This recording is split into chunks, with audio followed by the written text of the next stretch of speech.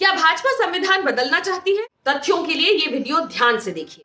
चुनाव के पहले चरण से ही भाजपा का बुलंद नारा आया, अब की बार 400 पार। पर क्या आपने सोचा 400 ही क्यों?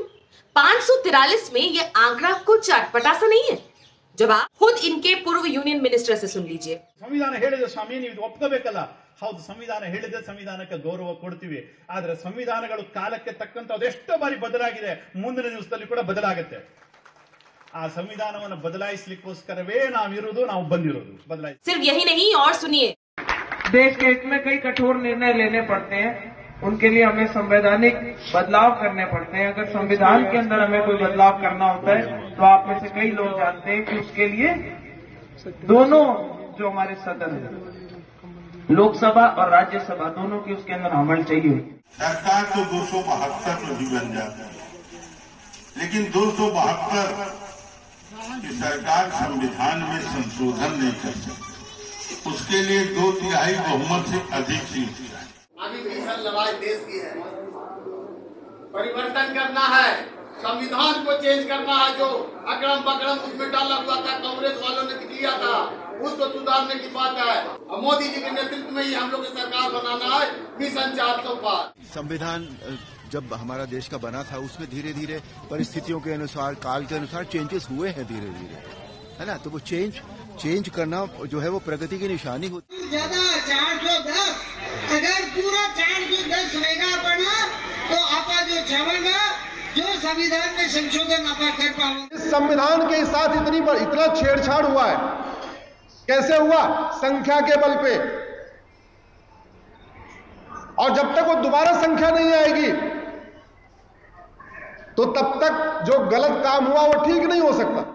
ये थे क्रमशः ज्योति मिर्धा, लल्लू सिंह और भाजपा के कई जमीनी और दिग्गज कार्यकर्ता जो खुलेआम कल तक जनता से संविधान बदलने के नाम पर वोट मांग रहे थे। ध्यान दीजिएगा, संविधान में संशोधन करना और संविधान को बदलना दोनों अलग अलग चीजें हैं। एक आपका अधिकार है जो स्वयं संविधान आपको देता है, और दूसरा उसी हक को खत्म करने की साजिश। इन्हीं हक में सामाजिक न्याय के लिए सबसे बड़ा हक है आरक्षण का, और भाजपा की आरक्षण से दुश्मनी छुपी नहीं है। आज वो मुसलमानों को मिलने वाले आरक्षण को खत्म करने की बात पर पूरे का पूरा इलेक्शन कैंपेन डिजाइन करते हैं। कल को कौन सी गारंटी है कि दलित, पिछड़ों और आदिवासियों का आरक्षण खत्म नहीं करेंगे? मेरी बात मत मानिए, इन्हीं के कार्यकर्ताओं की सभाएं देख लीजिए।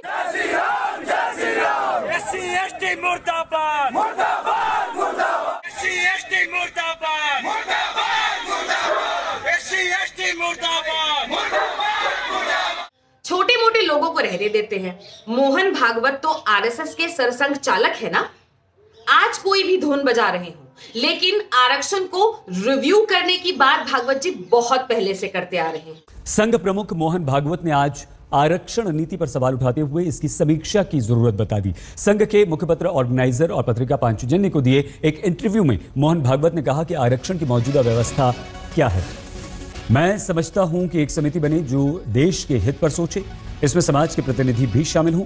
ये समिति तय करे कि किस वर्ग को आरक्षण की जरूरत है और उस वर्ग को ये आरक्षण कब तक के लिए दिया जाना चाहिए।